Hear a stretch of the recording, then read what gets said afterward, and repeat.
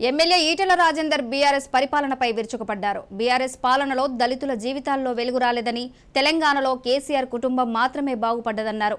మోడీ మాటకు కట్టుబడి ఉండే వ్యక్తిని అన్నారు. బీసీలకు క్యాబినెట్లో ప్రాధాన్యత ఇవ్వలేదు, బీసీలకు మంత్రి పదవులు ఇవ్వలేదన్నారు ఈటెల.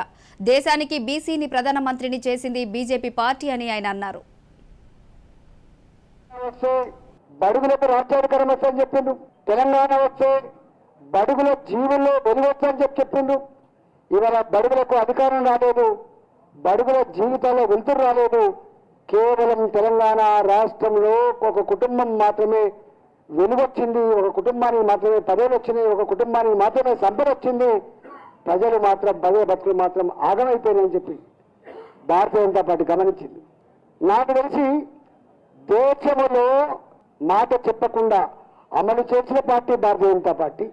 అవసరమైతే తల నరుక్కుంటాడు తప్ప మాట తప్పని మడమ తిప్పని వ్యక్తి కేసీఆర్ అని చెప్పిండు. కానీ వాళ్ళు ఏం జరిగిందో మనం చూసినాం. నేను అడుగుతా ఉన్నాయి కదా, ఈ రాష్ట్రంలో 17% ఎస్సీ జనాభా ఉంటే వాళ్లకు కనీసం 3 మంత్రి పదవులు రావాలి, 3 మంత్రి పదవులు రావాలి. కానీ 2014, 2018 వరకు ఒకసారి మాదికి ఇచ్చినాం, 18 నుంచి ఇవాళ ఒకసారి మాలకి ఇచ్చినామని చెప్పి ఒకసారి ఒకసారి మాదిగా ఇచ్చే ప్రయత్నం చేసింది తప్ప నిజంగా రాజ్యాధికారంలో భాగం కావచ్చింది, రాజ్యాంగ ఫలాలు అందవచ్చింది ఈ వర్గాలకు మాత్రమే అని చెప్పి వాళ్ళకే అధికారం కట్టబెడతామని చెప్పిన ముఖ్యమంత్రి ఇవాళ ఒకటే మంత్రి పదవి ఇచ్చి దళిత జాతికి ద్రోహం చేసినటువంటి మొట్టమొదటి వ్యక్తి, మాట చెప్పి మోసం చేసిన వ్యక్తి కేసీఆర్. 9% పైన ఉన్నది ఎస్టీ జనాభా. వాళ్ళకి 2 మంత్రి పదవులు రావాలి, ఒకటి ఆదివాసీలకి, ఒకటి లంబాడకు రావాలి.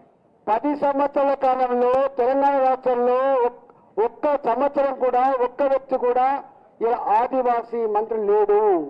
ఆదివాసీ బిడ్డలారా, అడవి బిడ్డలారా, ఈ విషయాన్ని గమనించమని చెప్పి కోరుతున్నా.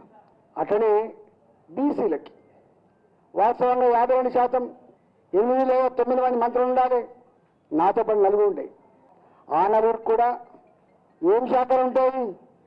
బీసీ వెల్ఫేర్, లేకపోతే ఏనా వడ్డీ ఉంటాయి తప్ప బడ్జెట్ లేనివి, నిర్ణయాలు తీసుకోలేనివి ఉంటాయి తప్ప ముఖ్యమైన పోర్టుపోలి ఎక్కలు లేవు.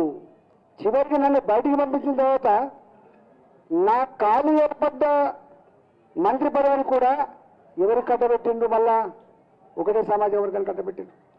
అంటే బీసీల పట్ల టీఆర్ఎస్ పార్టీకి ఎంత చులకన భావం ఉందో, ఎంత హేయ భావం ఉందో, ఎంత చిన్న చూపు ఉందో దీన్ని బట్టి మనకు అర్థం కావాలి.